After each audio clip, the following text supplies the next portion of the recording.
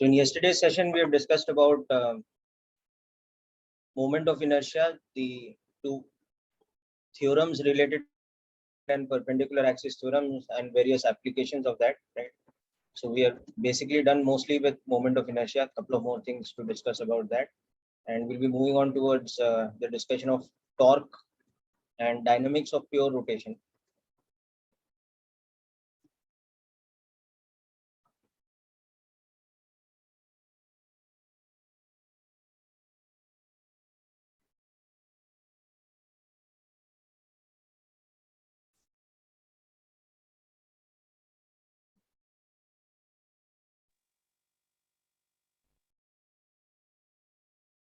So before we move on to torque, as I said, one more thing to discuss about moment of inertia, and that is moment of inertia for a system which has discrete particles instead of continuous mass distribution.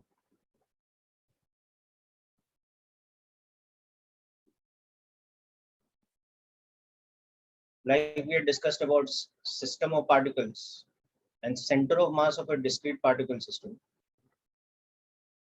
Like that, we'll discuss about moment of inertia of a system which has discrete particles. That means individual particles located at individual positions rather than mass distributed over an entire region, like a length or a surface or a volume. So if we have masses m1, m2, m3 being the masses of the particles like this, it's n such particles, and we want to calculate the moment of inertia of this system with respect to this axis of rotation. Okay. So then what we have to do is we have to calculate the perpendicular distance of each of these particles from the axis of rotation. So if the particle m1 is at a perpendicular distance r1, m2 is at a perpendicular distance r2, and so on and so forth, then the moment of by summation mass into distance squared for all the particles, where Ri is the perpendicular distance of a particle of mass mi from the axis of rotation. So it's just a case of replacement of the integration sign with the summation sign, and replacement of dm, which is the differential mass, with mi, which is the mass of an individual particle. So let's look at an example of this.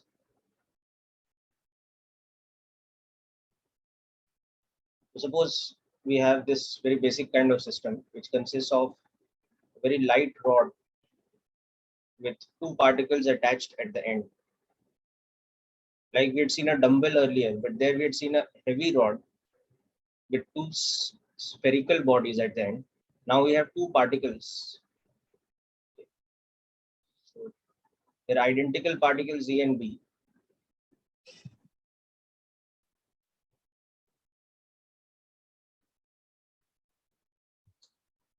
Let's say 2 kilograms each, and they're attached by a light or massless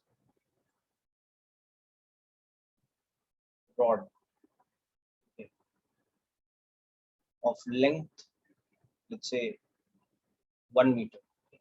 Now we want to find the moment of inertia of this system about an axis which perpendicularly bisects the rod.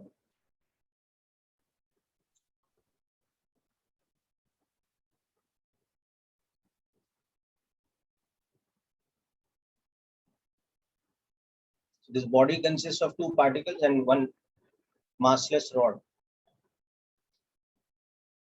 about the axis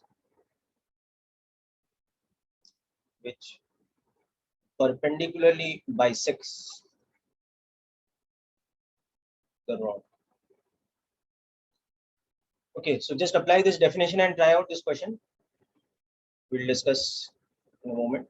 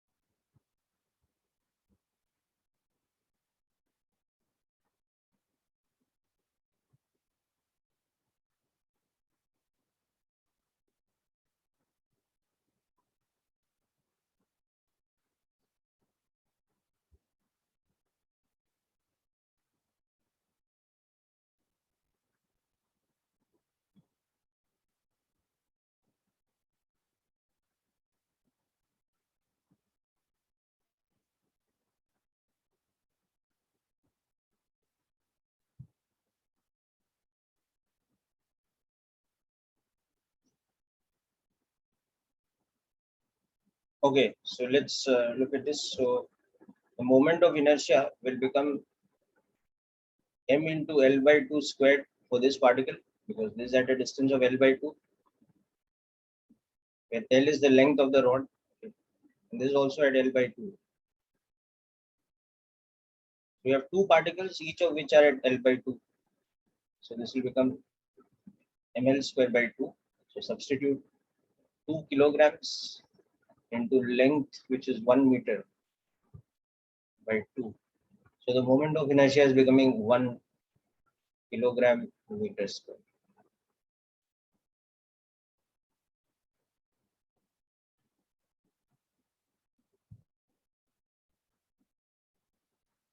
So we would have any type of situation like this. For example, now instead of this, let's say we have three particles of identical mass, which are attached by rigid rods, which are massless,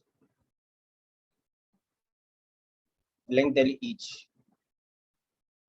into the corners of an equilateral triangle.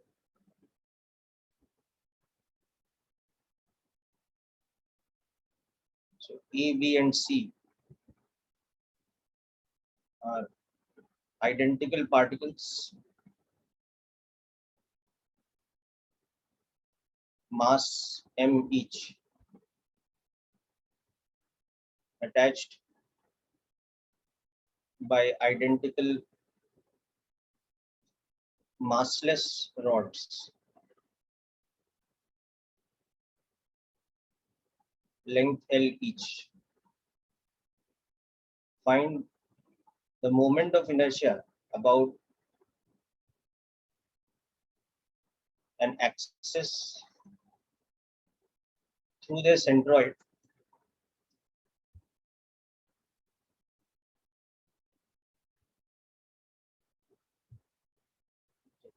and perpendicular to the plane of the triangle ABC. Then find the moment of inertia about an axis along the side BC and about an axis through the point A and parallel to the side BC. Okay, so just try this question also, people. With this, we will complete the moment of inertia section and we'll be ready to move on to the next part. Okay. So just work out the answers of this. You'll get in terms of M and L over here. Okay, I'm not giving the numerical value of M and L. Just work out the answers and send them to me quickly.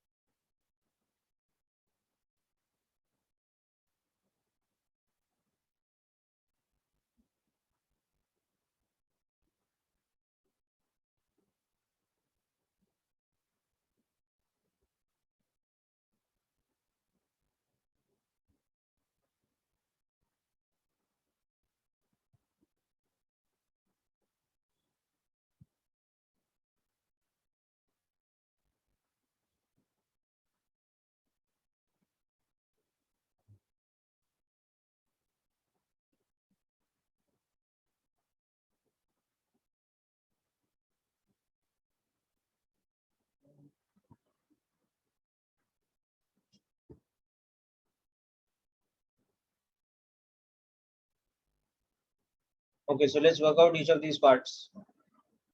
So for the first part, you'll understand that the axis is through the centroid and perpendicular to the plane. So that means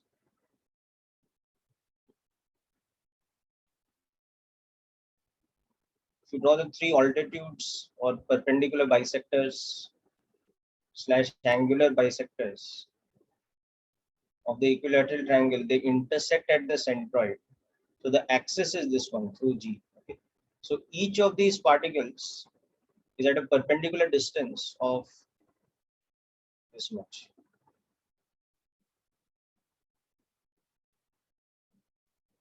For each particle from the given axis. Now for equilateral triangle, you know that these distances are 2/3 of the altitude. That is L by root 3. So moment of inertia, which is summation mr square, becomes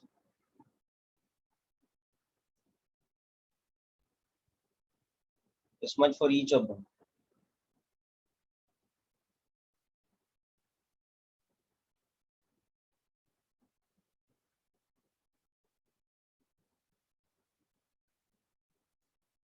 So this is the answer for the first part.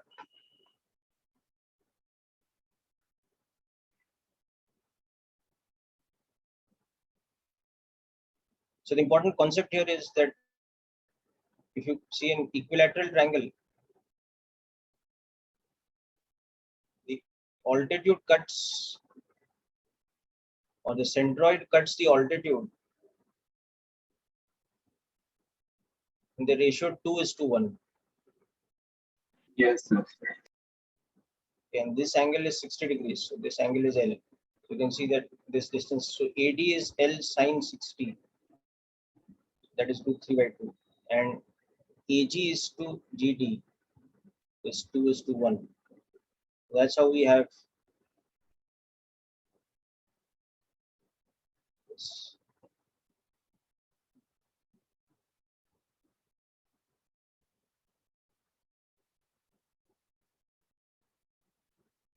Okay, so this distance. Right. Likewise, work out the next one also. Next one is much easier actually.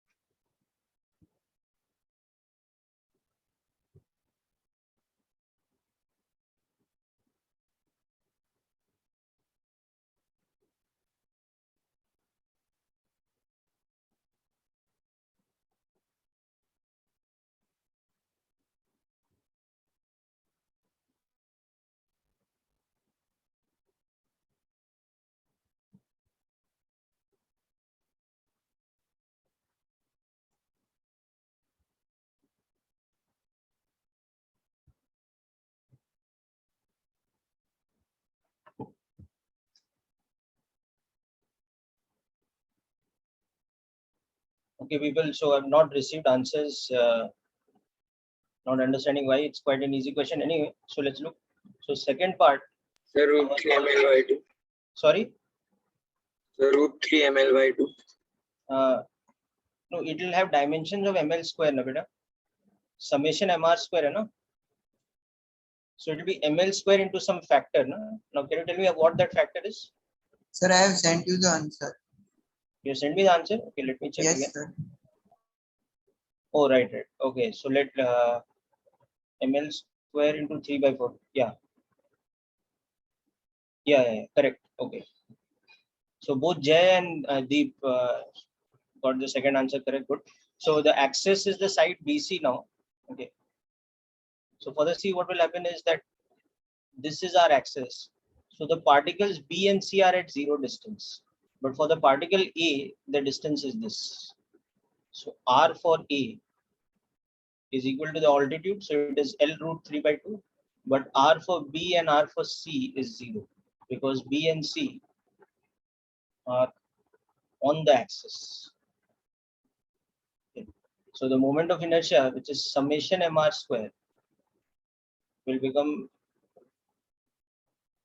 m into L root 3 by 2 squared for A, but m into 0 for B plus m into 0 for C. So that's correct. 3 by 4 ml square. Sir, I have forgot to done square. Okay. So now it's okay. Yes, sir. Root 3 by 2 L ka whole square. So you're getting the same answer, right? Yes, sir. Okay. Now likewise, the third part, how many of you have done? Only one person has sent, I think. Deep, yeah.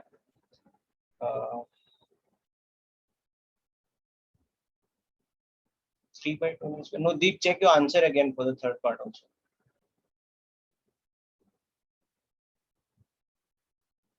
The third part, I'll just make the diagram to illustrate the point again. Okay. That where the axis is at A. Okay. Oh, so it's parallel. Okay. Just a second. Let me check again.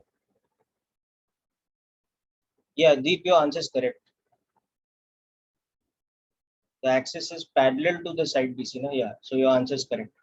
So the axis is this time for the third part. It is this one. This is the axis of rotation. So that is the axis of rotation. Then you can see that for this particle B, this is the perpendicular distance from the axis. And for this particle C, this is the perpendicular It will distance. be equal to altitude. No? Yeah, that will be equal to altitude. Okay. So R for A this time is 0, but R for B and C will be equal to L root 3 by 2, the altitude, right? So the moment of inertia will become 0 plus m into root 3 by 2 L squared plus again m into root 3 by 2 L squared. So 3 by 2 ml square. This should be for this axis. Okay. So this is a simple type of calculation that all of you should know how to do. Okay.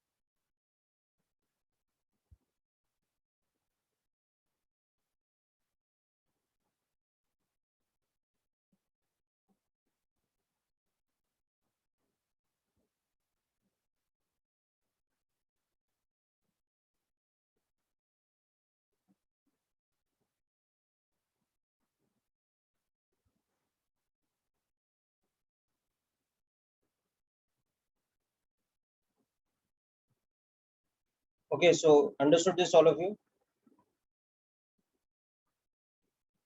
Yes, sir. Okay.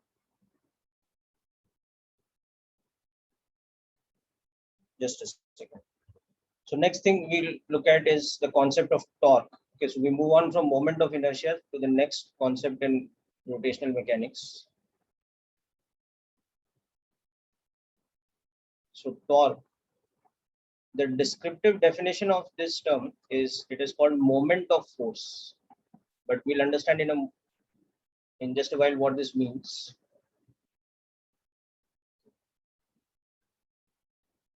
So it is, you can think of it like the rotational effect of force.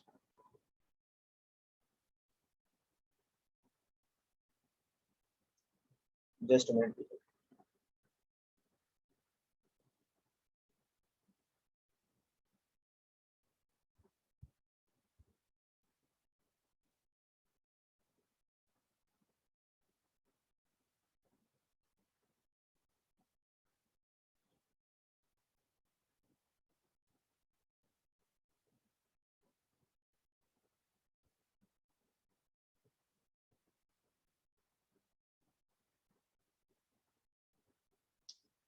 Right. So it is denoted by the symbol tau.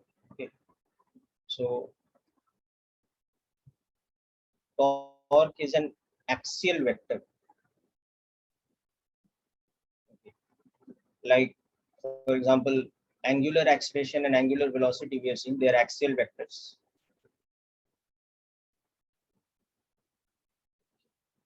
So how it is defined, let's understand. So if suppose we have some kind of a body, which is, to begin with, something very simple like a rod, okay, which is hinged over here. So it can rotate freely about this hinge. So it can rotate freely like this. Now, if we apply a force somewhere like this, we apply a force vector F at a point P like this, okay, such that that point is at a given position or given position vector with respect to our axis of rotation. So you can see that that point P with respect to our axis of rotation is at a position vector like this. And the force vector is making an angle theta with respect to it.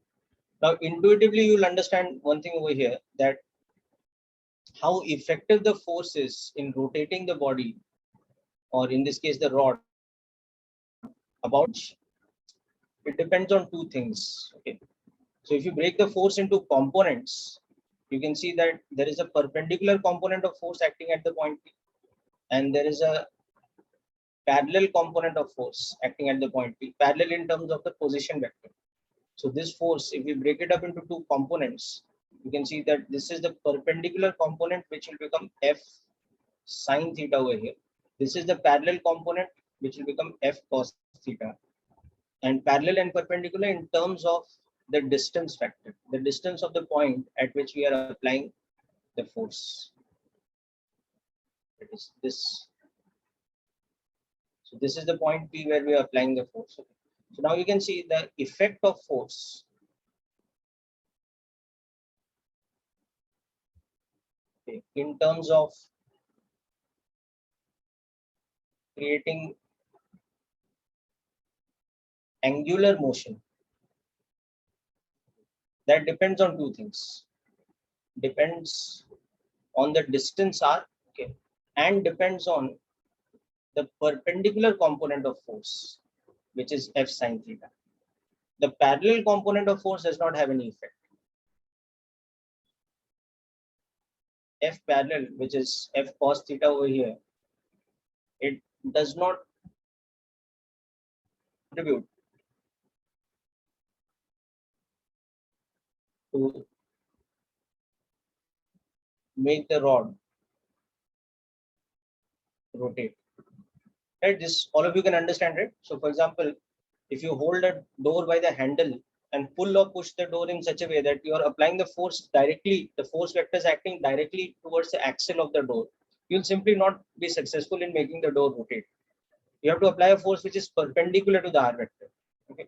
And so, and also you'll understand that the larger the value of R, the magnitude of R, more effect this will have. Okay. So that is why we define the rotational effect of this force as something called torque. Okay. And we see that now torque, the magnitude of torque is directly proportional to perpendicular component of force. The more strong this perpendicular component, the more it is. And the magnitude of torque is directly proportional to the distance. Okay.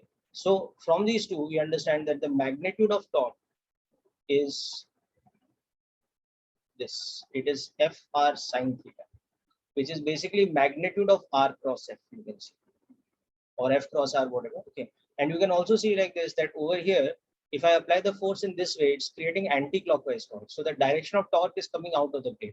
So that will tell you that the vector relation is that it is R cross F.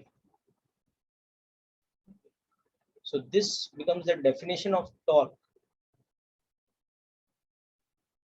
created by a force F, okay, about an axis such that the vector R over here, this is the position of the point of application of the force.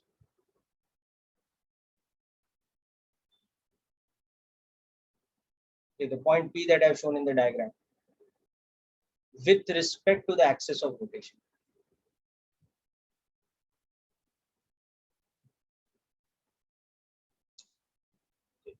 So when we think about this vector, we can understand that it is such that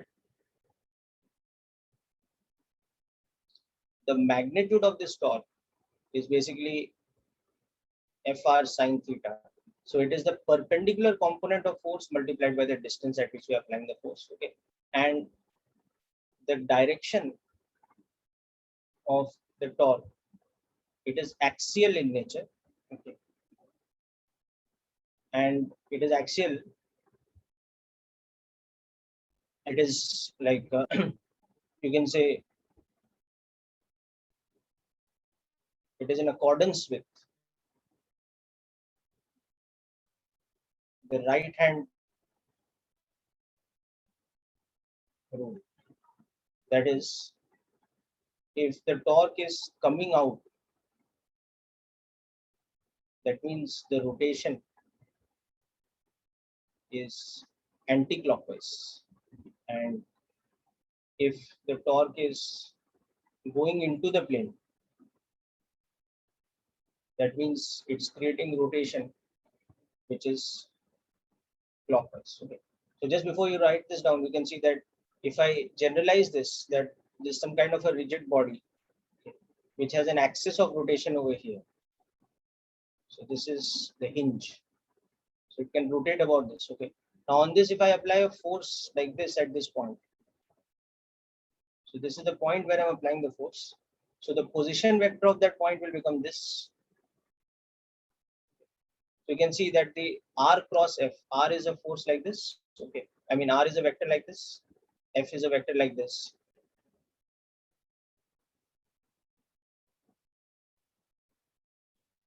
So here, whatever this angle, this is the angle theta over here. Here you can see that R cross F is in which direction. You can see it's coming, it's anti-clockwise. R cross F is like this. It's creating an anti-clockwise torque. Whereas the same thing, suppose I had, this was my rigid body. This is the hinge. And if I was applying the force like this, let's say, so this is the line along which the force is acting. This is the point at which I'm applying the force, right? So the R vector of that point will be this vector.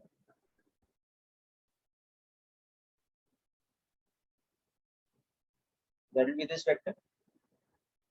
So the angle between these two vectors is this one. So if I, in this example separately, if I draw the r vector and the f vector, so you can see that the angle between them is this one. Now here, what will be the sense of r cross f?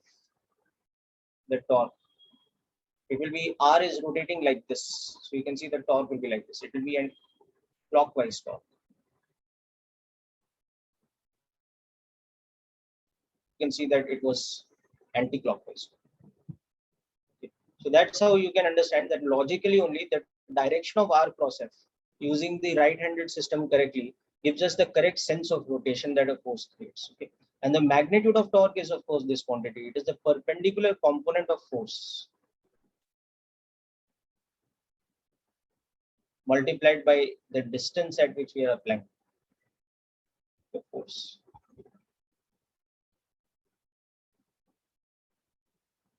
Distance from the axis of rotation at which we are applying the force. Okay. So this is the both the mathematical and the physical explanation of torque. So I'll just give you a bit of time to go through this and write this down carefully.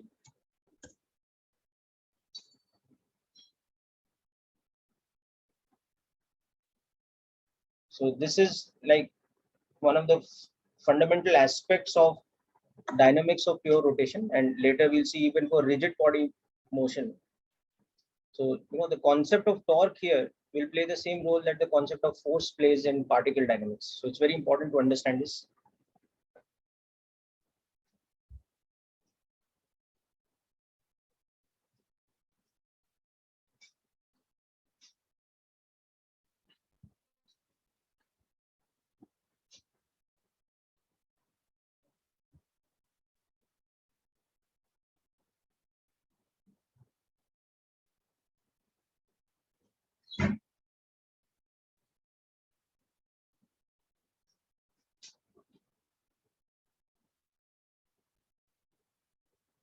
Sir. Sir.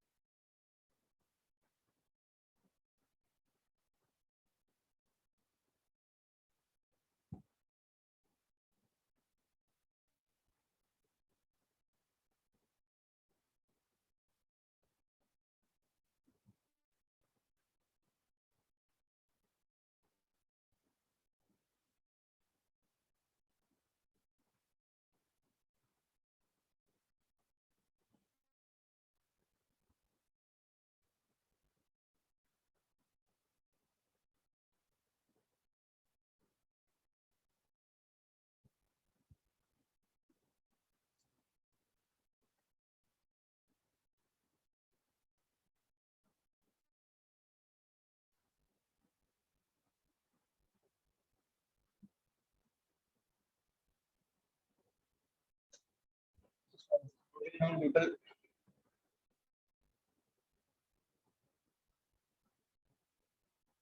Sir, yeah, sir, 1 minute. okay. Sir, and I have not understood that right hand rule. That part. Okay, I'll explain right hand rule again. You remember in cross product right hand rule कैसे use करते थे? A cross B, how we do? We rotate our right hand fingers from A towards B, na? So thumb points in the direction of the axis of A cross B. Yes. Like we do I cap cross J cap, K cap कैसे आता है? So that principle only. Sir, but in this case, I have not understood. Yeah, so instead of A cross B, you have to do R cross F. Same concept. Okay. When we come to the diagram below, I'll explain. It's there in the diagram below.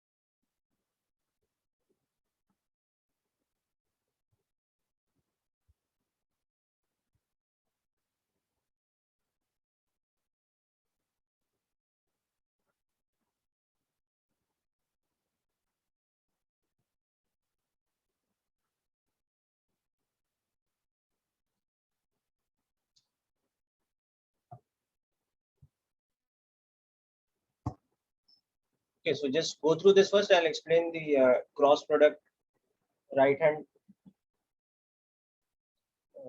thumb rule again, or right hand palm rule.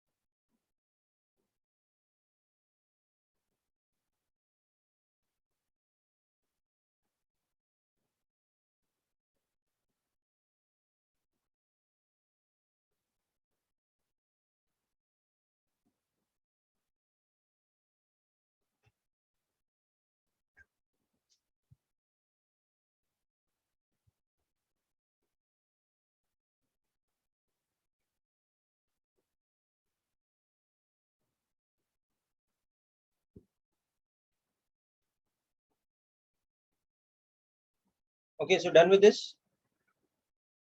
Sir, last part. Sir, last part.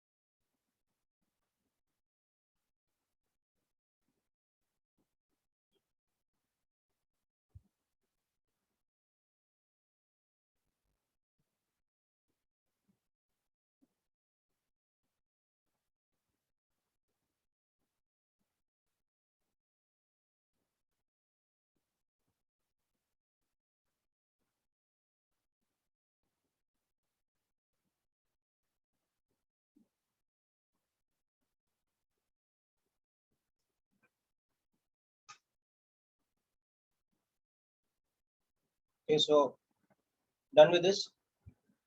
Yes. Okay, let's go over the direction of torque again.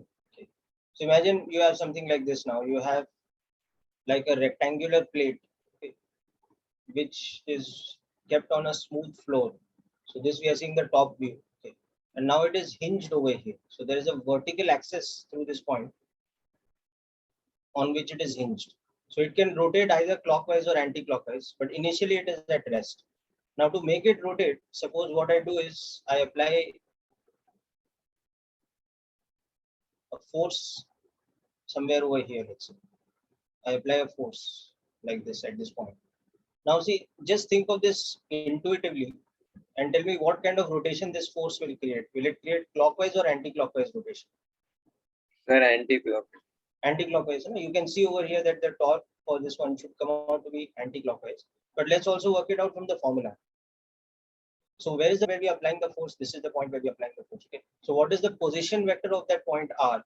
It's the position of P with respect to the axis. So the axis is a vertical axis through this corner. So this will be the position vector R. So now you think vectors wise, if I do cross product of these two vectors as R cross F. So what I'll get the direction of torque is. Torque is R cross F. Okay. So to understand that better, just draw those two vectors separately. Okay. So pick up that R vector from there, place it over here like this. Okay. And pick up the force vector and place it like this. They're roughly something like this. If you place them like this, okay. So now you tell me from your knowledge of vector algebra that when I do cross product of these two, what is the direction of rotation I'll get? R cross F के लिए direction कैसे मिलेगा? I have to rotate R towards F. So that will give me what type of rotation? Anti-clockwise coming out of the plane. You have to point your thumb along R, your fingers along F. So your palm is pointing where? Coming out of the plane. So R cross F will be equal to RF sine theta, where this is the angle theta, into n cap. But what about this n cap? This will be the unit vector in this case, which is coming out of the plane. N cap will be the unit vector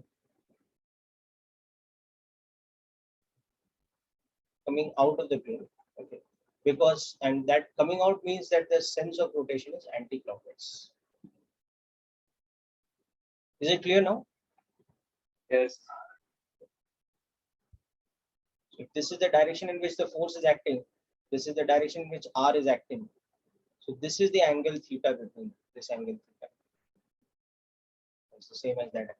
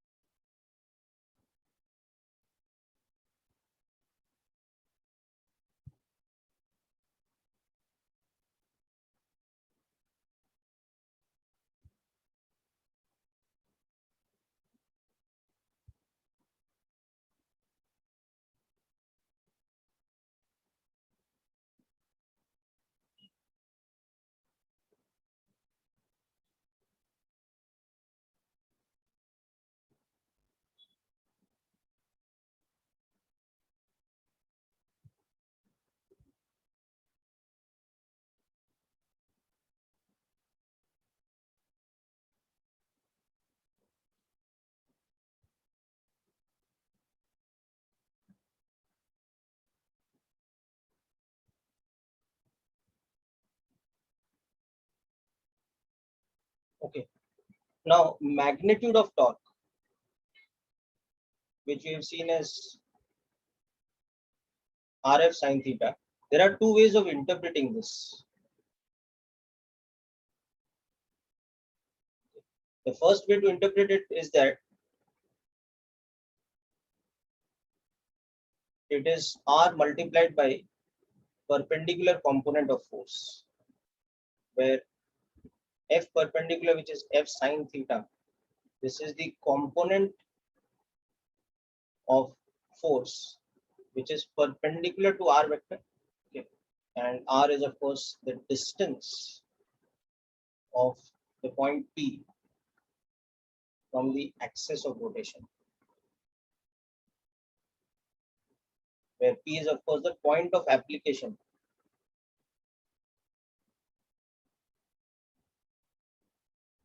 of force. Okay. Now there's also another way of interpreting this. Okay. And both the interpretations we'll understand in terms of one common diagram only. So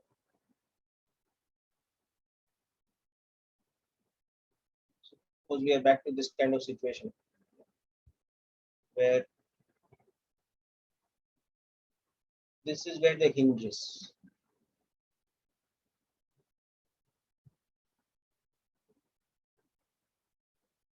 And let's say we are applying a force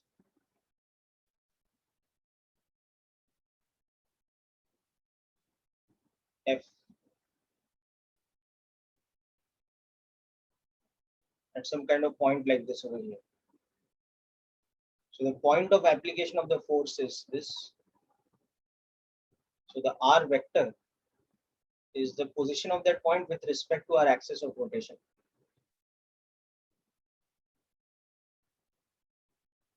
So this is our R vector.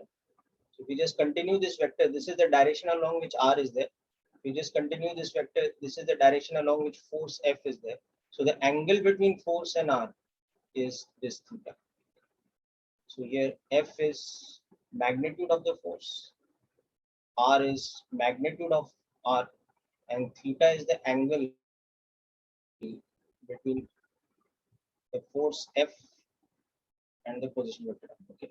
So one way of interpreting this is that it is R into F perpendicular. So here if I interpret it, how that will look, it will look like I've taken this diagram. Okay. And in this, you are applying the force at some kind of a point over here. This is the vector R. This was the axis of the hinge about which it was rotating.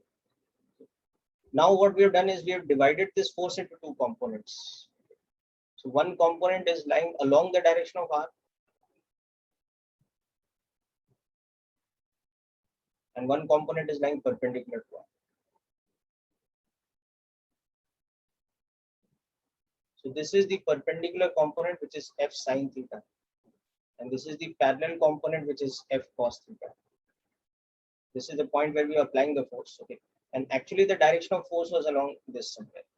So this is the sum of these two vectors, these two perpendicular components. Okay, so here we will interpret the quantity torque in terms of magnitude as the distance multiplied by the perpendicular component of force. So RF sine theta. Okay, so this is the first way of interpreting, something that we've already seen in the definition of torque earlier. But just make a note of this anyhow. Okay, then we'll see the second way of interpreting it, and we'll come to that first. Again,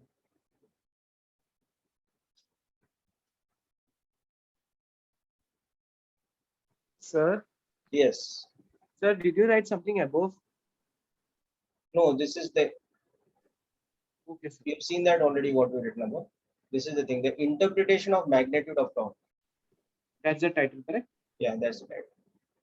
Mod of tau is RF sine theta. So the interpretation of that, that is the next thing we are looking at.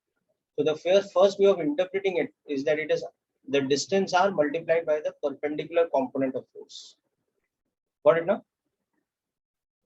Yes, sir. Getting.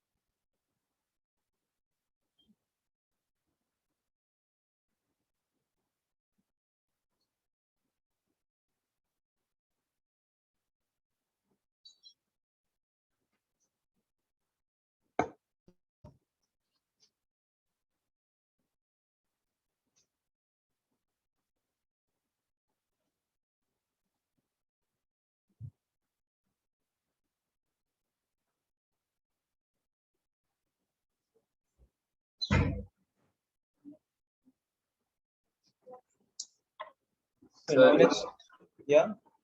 sir, the theta should be angle between F perpendicular and R. No. Angle between F perpendicular and R is 90 degrees. That's why it's called F perpendicular. No? That's the perpendicular component of the force. This angle is 90. You get it? Oh, yes. So the force vector is actually along this dotted line in between, no? Which is at theta.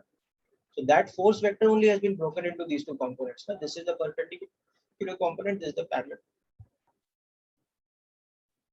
Yes.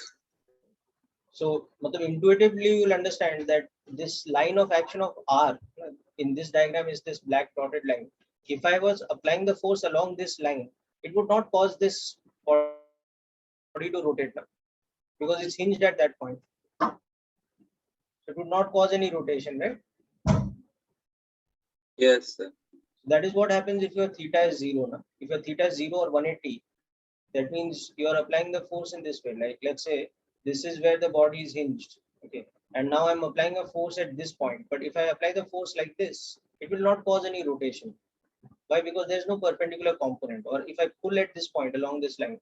Okay. But if I create the force at some angle over here, it will become effective because it will have a perpendicular component. And when it will be most effective, when I'm applying it perpendicular.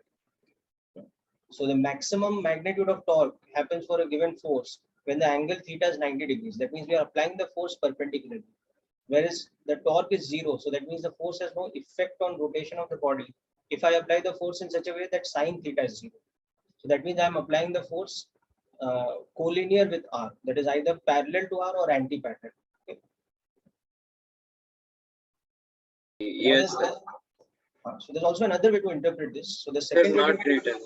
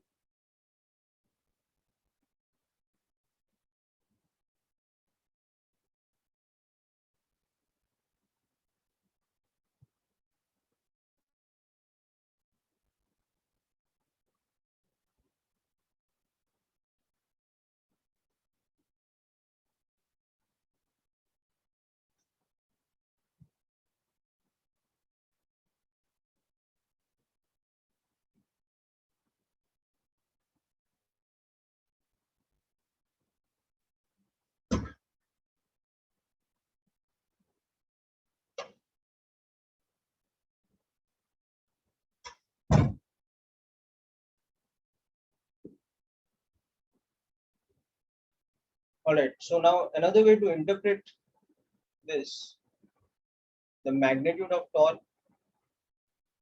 which is mod of R cross F.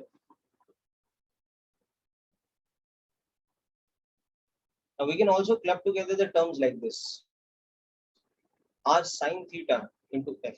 So if you do this, we see this is an interesting quantity. This is called the moment arm for the force F. So let's understand what this quantity is.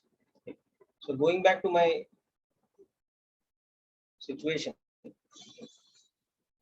let's magnify this a little bit. So this is my rigid body,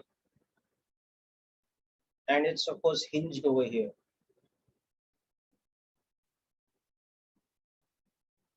Now we were applying the force at a point like somewhere here, let's say. So this is our R vector, the point where we are applying the force. This is the position vector.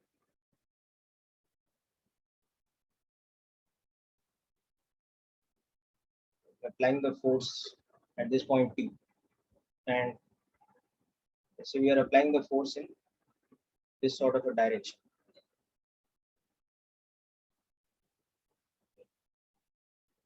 So this is our line of action along which the force is acting. I'll extend it both ways, this line of action. And this is the line of the vector R.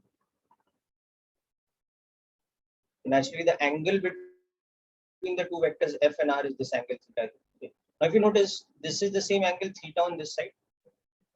Okay. And if we, what is R sine theta now in this diagram? Because we are talking about R sine theta moment back. Okay. That it is something called moment arm R sine theta. So in this diagram, you can see what is R sine theta. R sine theta is nothing but if you drop a perpendicular from here, that is from the axis of rotation, if we drop a perpendicular on the line of action of the force, because this line is the line of action along which the force is acting.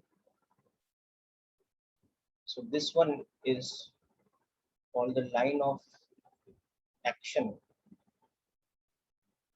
of the force F. Okay. So this distance here, this is R sine theta. You can see in this right angle triangle, this is R sine theta. So this is what we call the moment arm.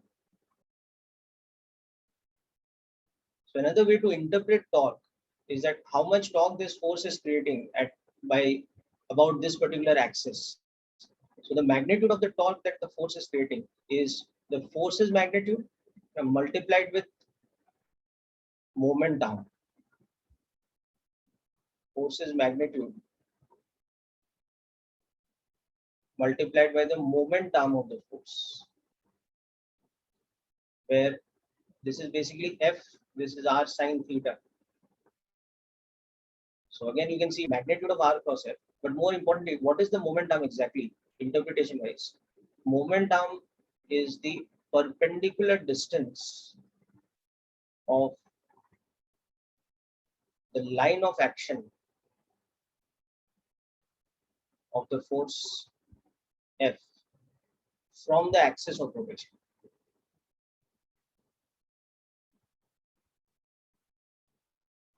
So anytime we have any situation where we are applying some force on a body and that body has a fixed axis over here, what we have to do is to understand the moment arm, we have to extend the line of action of the force and we have to drop a perpendicular from the axis of rotation onto that line of action of force. So in this case, that perpendicular might look something like this. So this is the moment arm. This distance from here to here, this is the moment arm.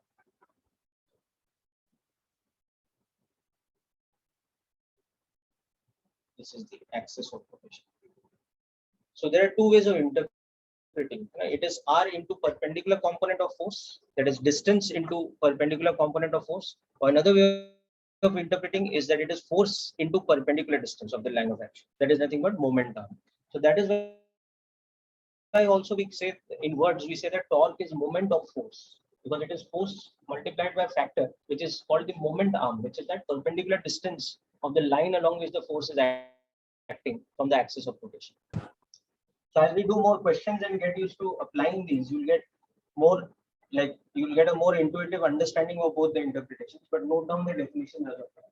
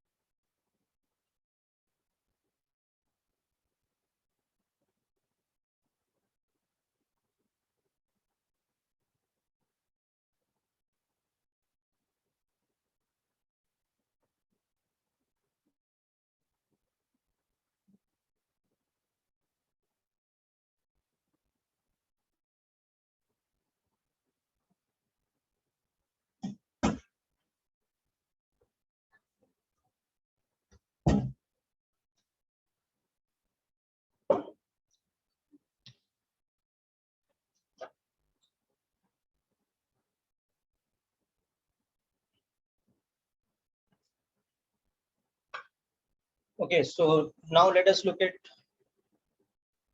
application of the concept of torque itself. Okay, so now that we have understood torque due to a particular force is R cross F. So from this, the next thing we understand is that net torque due to a combination of external forces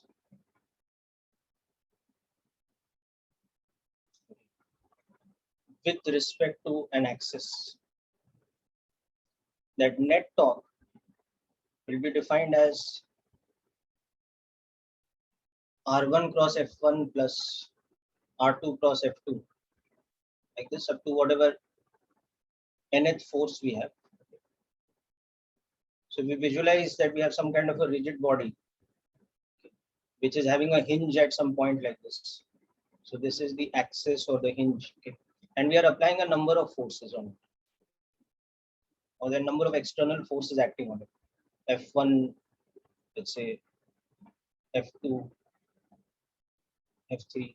So each of these forces, they have an R vector, because this force is acting at this point. So its R vector will be like this. This force is acting at this point. So the R vector for it will be this one. This force is acting like this. So the R vector for it will be this one.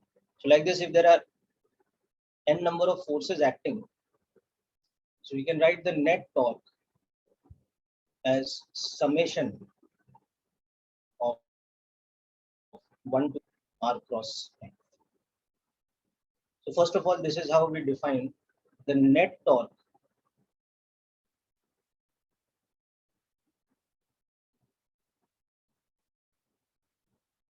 these are the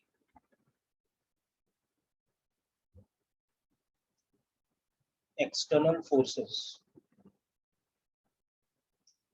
acting on a body. So now for a body with a fixed axis, the net torque will be equal to moment of inertia into angular acceleration about that axis. So this is what we call the equivalent of Newton's second law, the dynamical equation of pure rotation. It is the analogy of basically net force is equal to mass into acceleration, which is the dynamical equation for pure translation.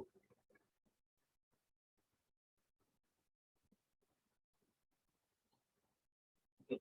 So force is replaced with torque, mass is replaced with moment of inertia, and acceleration is replaced with angular acceleration. Okay. So where I is moment of inertia about the fixed axis, alpha is angular acceleration, again about the fixed axis, and this net torque is nothing but summation of R cross F for all the external forces with respect to that particular fixed axis. So next set of applications, we will concentrate on how to apply this torque equation to determine the dynamics of a rigid body in pure rotation. Sir, so how we will get the direction of this net torque?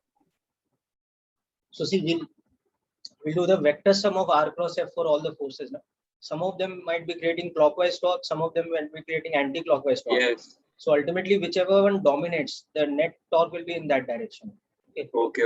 If the sum of clockwise torques is stronger than the sum of anti-clockwise, then the body will end up having alpha in the clockwise direction and vice versa. Yes.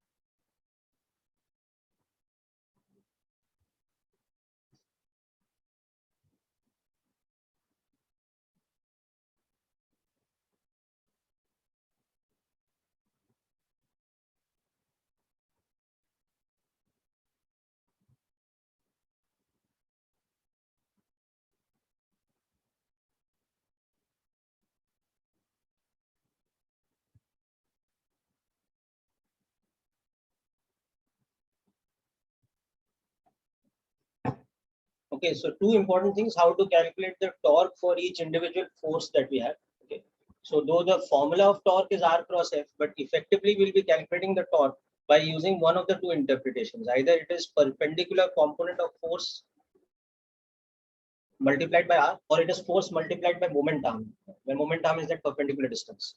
And once you've calculated the torques, we sum up the torques, okay, to calculate the net torque, and that net torque becomes moment of inertia into alpha. So this equation, net torque is equal to I alpha, is the equivalent of, net force is equal to mass into acceleration for pure rotation.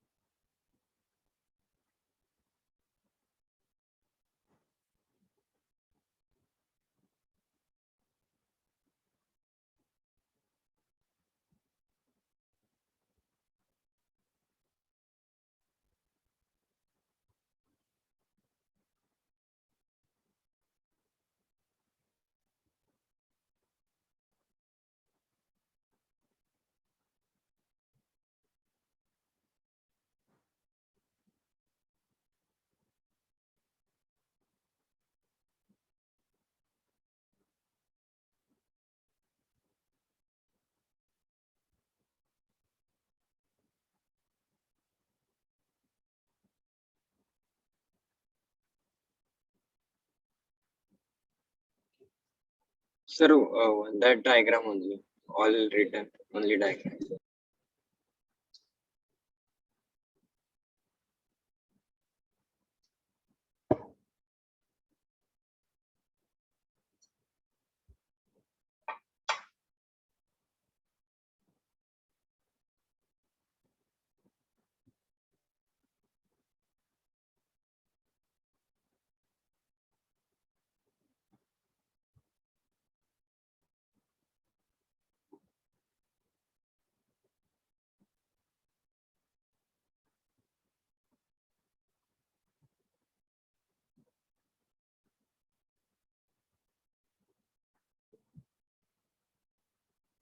Done.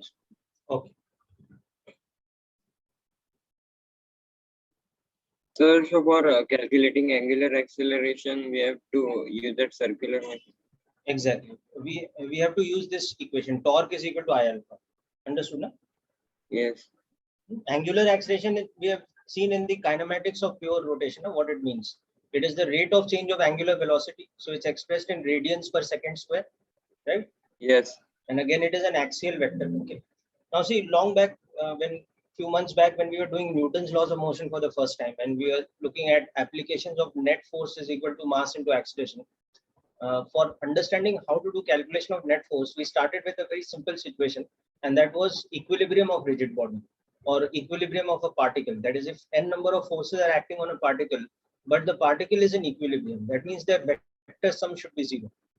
So we will do the equivalent of that uh, for rotational motion today, or pure rotation. So we will see equilibrium of a rigid body which has a fixed axis. So equilibrium means it should not have any angular acceleration. In translation, equilibrium means that it should not have any linear acceleration. A should be zero. In pure rotation, equilibrium means alpha should be zero, which means that the net torque should be zero. Okay, so let's start with equilibrium of a rigid body with a fixed axis of rotation.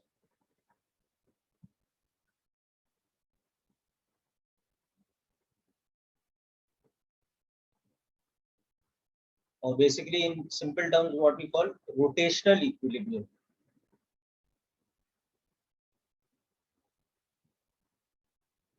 So rotational equilibrium basically means that the net torque should be zero, so that the angular acceleration of the body becomes zero. Just like in pure translation, the term equilibrium meant that net force was zero, so that the linear acceleration of the body becomes zero. So one of the most intuitive examples of this you would have seen is the concept of the beam balance kind of thing. So let's see a different version of the beam balance here. So we have some kind of a rod. Now let us say it is hinged over here at a non-symmetrical position. So it has a hinge about which it can rotate at the point B, such that this distance is 2L by 3 on this side, and this distance is L by 3. And now what we are doing is light threads to balance two weights.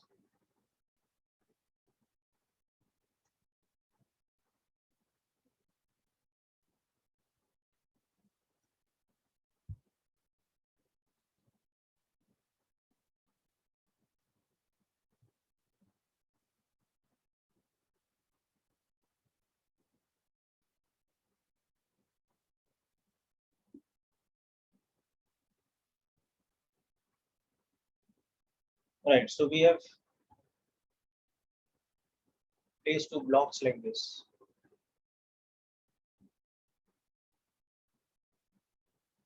A and B. These are light threads, this and this. This is a rigid rod of length L, which is hinged at the point P, such that it can rotate freely about a horizontal axis through that point P, perpendicular to the plane of the diagram. So if the mass of that object A is 10 kg, find the mass of the object B, so that the system or the rod, you can say, is in equilibrium.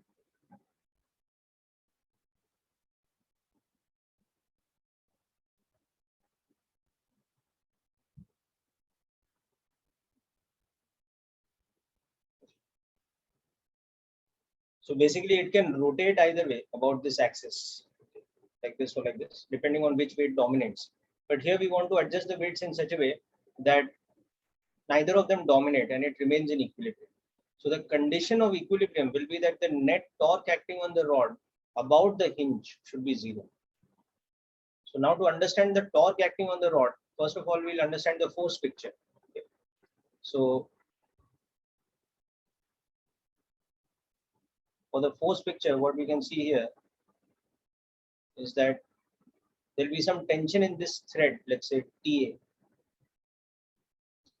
will be some tension in this thread, let's say TB. Okay. And we are assuming that the rod is massless. Okay. This is a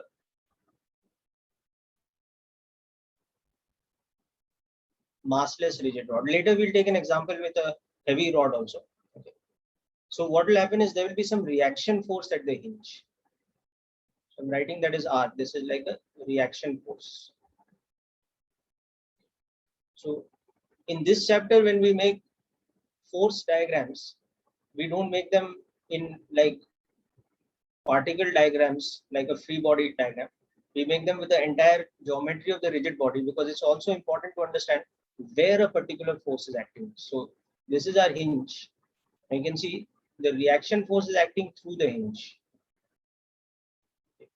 And tension at the point B is acting like this. Tension at the point A is acting like this. So about the hinge, you can see that the tension in A is creating a torque like this, but the tension in B is creating a torque like this. And if it's in equilibrium, then angular acceleration should be 0. So the net torque should be 0. So that means the anti-clockwise torque that A is creating should balance the clockwise torque that tension in B is creating about the hinge at the point. And one thing you'll notice here that the reaction force R does not create torque. How much? Now, first of all, how much is TA? It is equal to the weight of this block. So it is 100 newtons, taking G as 10. How much is TB? It's the weight of this block. So it is 10 MB. You don't know. Okay. Now, the line of action of TA is this line. So what is the moment arm for TA? This is the moment arm. This perpendicular distance. This is 2L by 3. And the line of action of TB is along this line. So what is the moment arm? It is this perpendicular distance.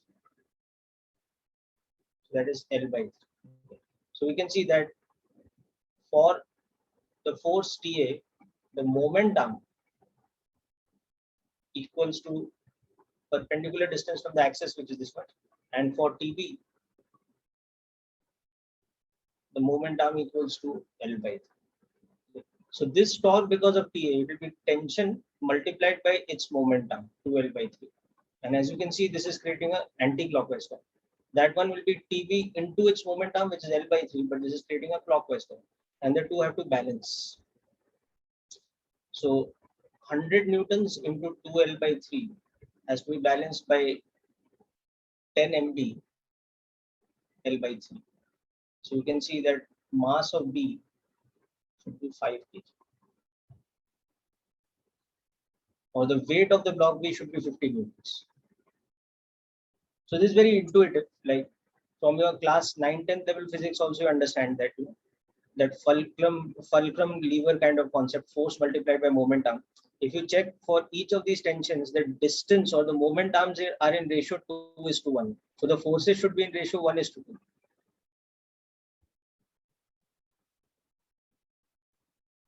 Oh, my mistake. So this should be like double the force. So it should be 20 kg. 2 is on this side. Like the side A is having double the moment arm. So the side B should have double the weight. So it should be 20 kg.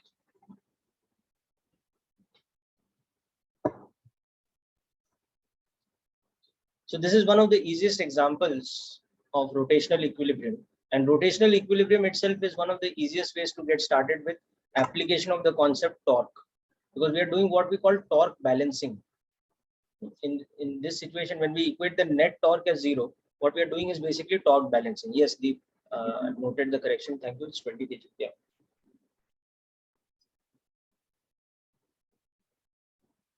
Sir, Yes.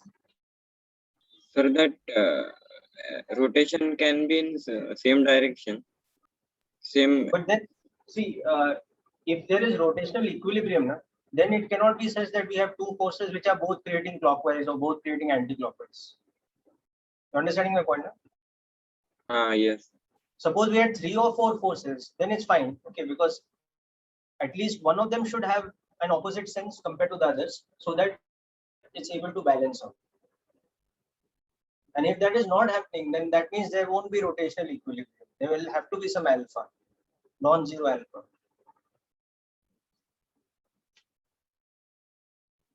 Sir, so that is not part of equilibrium, rotational equilibrium. Yeah, that will not be a situation where there is equilibrium, because equilibrium means alpha has to be 0. But the definition of equilibrium is that net torque is 0 for rotation. Yes.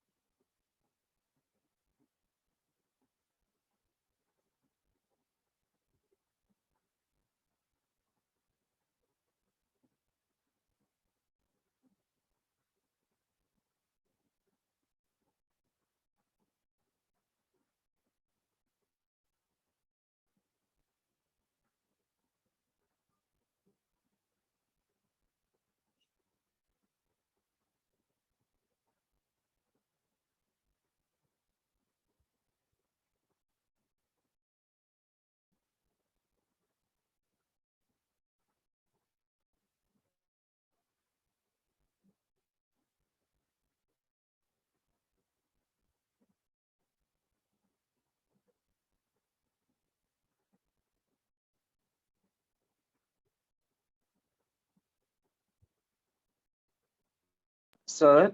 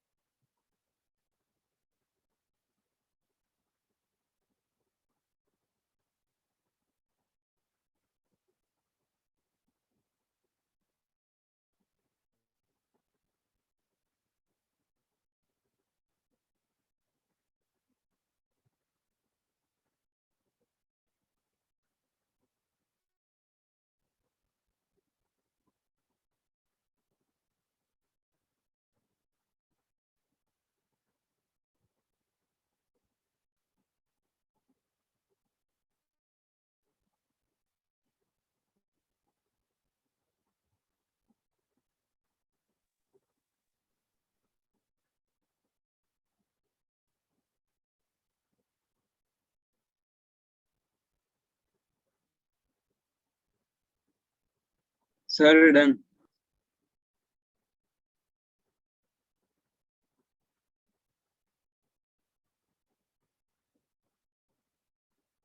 sir,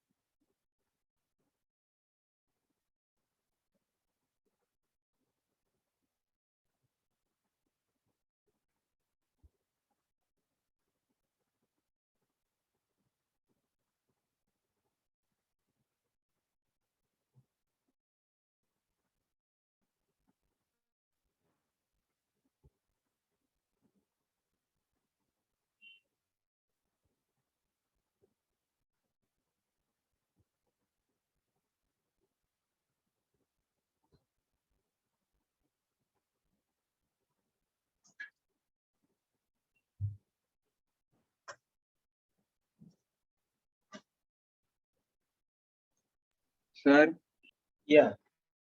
sir, done. Sorry, any doubt? No, sir, done. Finished with this, no? So now let's see the next level of problem in rotational equilibrium. Have Yeah, called. Sir, Sorry? in that Yeah. sir, in question, why are we considering that that has to be massless rigid rod? No, it's just in this particular case, we are assuming that the rod's mass is negligible compared to the two weights, no? Because they're 20 kg and 10 kg. The rod maybe weighs just a few grams, so it hardly makes any difference. Got it? Okay, sir. But if it's a heavy rod, then we'll have to take the weight of the rod also into account. No? Now notice in the free body diagram, we haven't taken the weight of the rod into account. No? Okay, sir. So here you are just taking an assumption that it is massless. Yeah. Correct? We are assuming that it's massless, though of course nothing is perfectly massless. So more proper way of saying is that its mass is negligible compared to the other two. Okay, sir. Okay. Now next example, we'll take in fact a heavy rod. So this time we have a rod which is like hinged at a wall like this.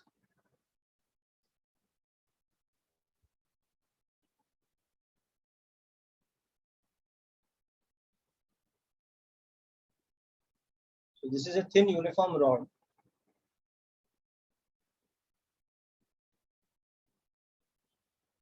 Which is hinged at the wall like this. Okay. Now the thing is, we are keeping this in equilibrium, but we have tied it with a thread, which is attached at the end. Okay. And it's not exactly, it's at an angle. Right? So the thread is attached in such a way that the thread is inclined at an angle to the vertical and attached to another point on a ceiling like this. Okay. So this is a thin uniform rod. Its mass, let's say, is 2 kilograms, and its length L is equal to 5 meters.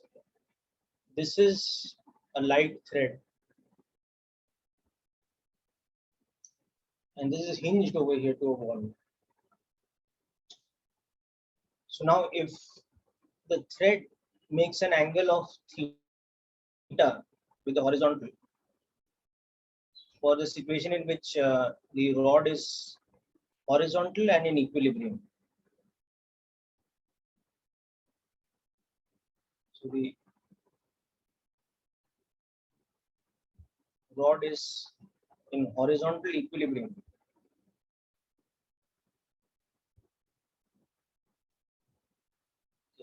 With theta equal to 53 degrees. So you have to find the tension in the thread,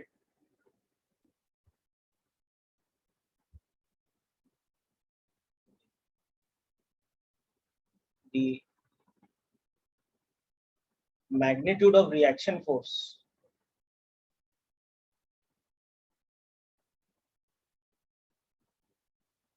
acting at the hinge. And you also have to find the angle at which that reaction force acts.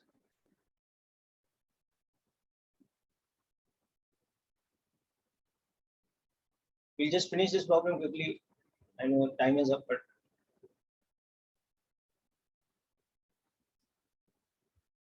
okay, so this time you see when we understand the forces acting on this,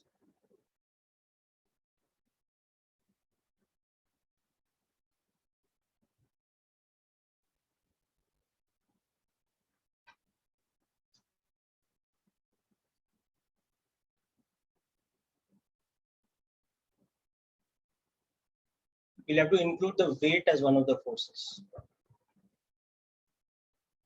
So whatever tension in this thread is acting like this over here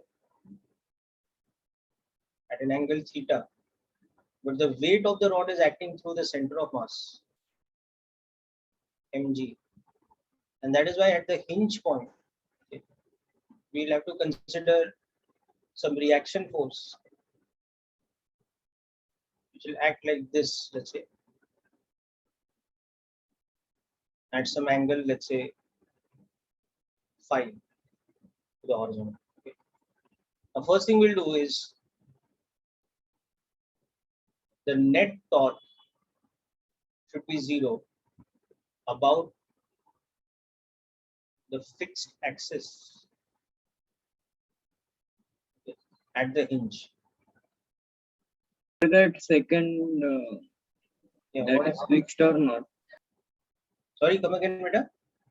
Sir, that slab in which the light thread is attached, that is fixed or not? Not understanding, beta. Speak a little louder. What are you asking? Sir, that light thread is attached now. Right side is what? Light thread. Light thread. Yeah, what about it? That is fixed or not? Yeah, it is fixed now at a ceiling. Otherwise, how it will balance the weight? See, it has to be fixed at this point. No? Understanding? No? Gravity is like this. So if the thread is not tight and attached, the rod will simply rotate and fall. No? Yes, sir. Okay. So now about the hinge, you can see that the tension T, it's creating a anti-clockwise torque. Okay.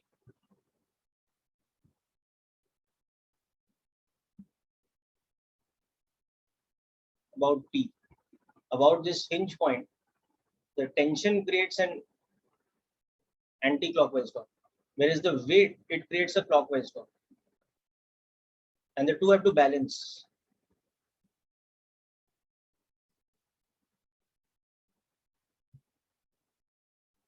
It's a clockwise torque. Whereas the reaction force does not create torque, because it acts through the hinge. So its moment arm is 0. Okay. So now to understand how much the torque is, we can break to perpendicular component, which is T sine theta here, and parallel component T cos theta. And use that definition of torque. Okay. So this will tell us that net torque is 0, means the anti-clockwise torque due to tension should be balanced by the clockwise torque that mg is creating. So this will be T sine theta multiplied by L, because the distance of this point from the hinge is L, whereas this one will be mg multiplied with L by 2, because the center is at a distance L by 2 from the point P. So this will tell us that our tension is equal to how much? It is mg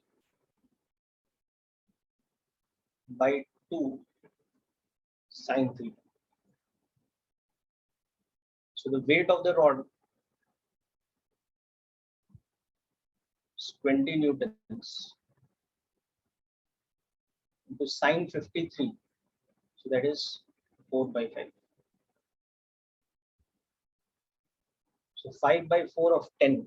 So that will become how much? 12.5 newtons. That will be the tension.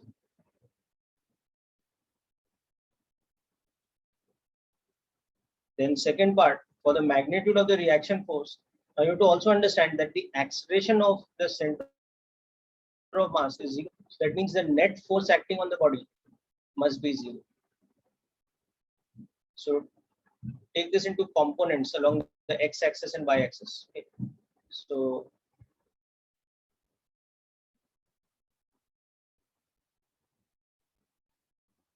this T sine theta, T cos theta, okay. Let's say y component of R and x component of R, and mg. So along the x-axis, T cos theta has to be balanced with x component. So Rx will become T cos theta, which is 12.5 into cos 53.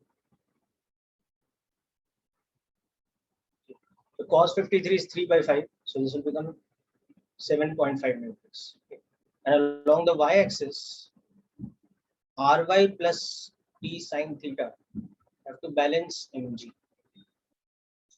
So Ry will become mg minus T sine theta.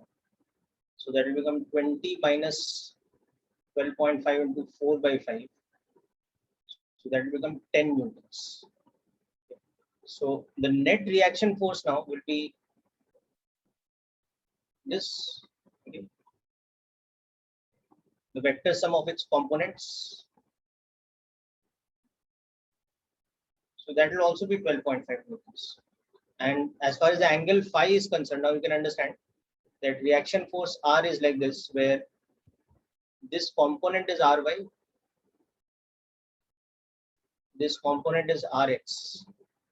So if you've taken this angle as phi, tan phi is Ry by Rx, which is 10 upon 7.5 or 4 by 3. So that means phi is also 53 degrees. That becomes the third part of this question.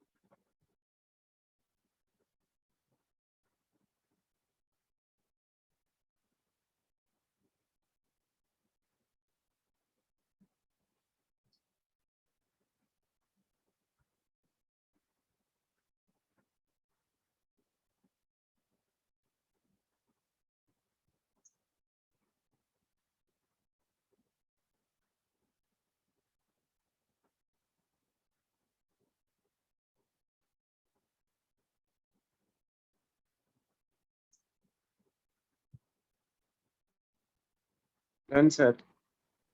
Okay. All right. So with this, we conclude today's session.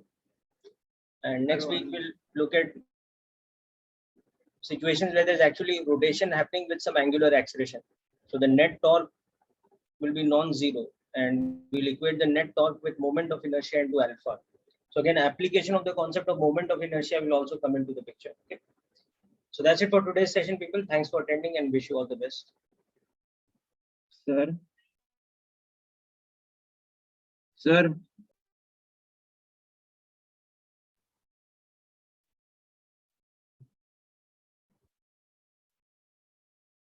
Hello, sir.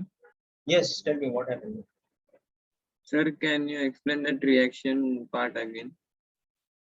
See, it's explained over here. The acceleration of the center of mass is 0. So net force is 0. So now you're just breaking it into components and equating the net force with 0. So this is the X components of the forces, they should balance. This is the Y components of the forces, they should balance. And from that we have got Rx and Ry. And then we are just using vector algebra. What we've done in Newton's laws before. This is like a Newton's laws problem. So a combination of forces and the net force is 0. So just breaking the forces into components and balancing the forces along each of the axes.